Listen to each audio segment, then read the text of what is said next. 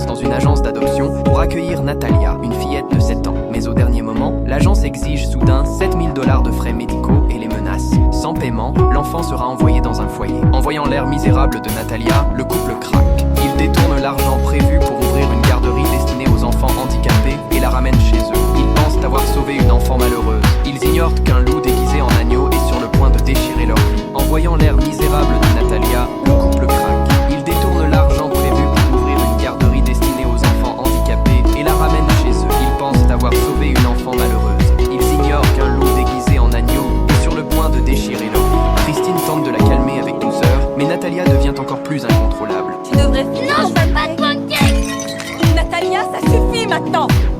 De retour à la maison, Christine veut aider Natalia à prendre un bain, mais la fillette réagit avec une résistance violente. C'est pas à toi de me dire ce que je dois faire, t'es pas ma vraie mère. Et qu'est-ce que tu dirais d'un bain de boue? Comme ça, tu n'es pas obligé de t'asseoir.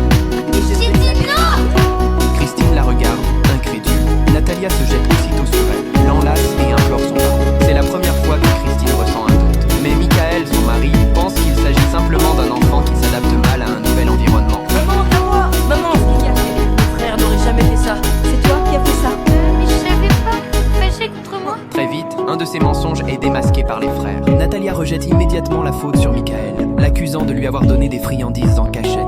Les tensions du couple s'aggravent à nouveau. Ce qui terrorise vraiment Christine, c'est une scène survenue dans la cuisine. Natalia insiste pour utiliser un couteau. Face au refus, elle s'en empare et refuse de le lâcher. Christine tente de l'arrêter, mais Natalia serre le manche de toutes ses forces. Natalia, pose Non, ce je veux couteau. couper des légumes. Lâche ce couteau immédiatement. Lâche-le, Natalia. Tu peux pas me dire ce que j'ai à faire. Laisse ce couteau.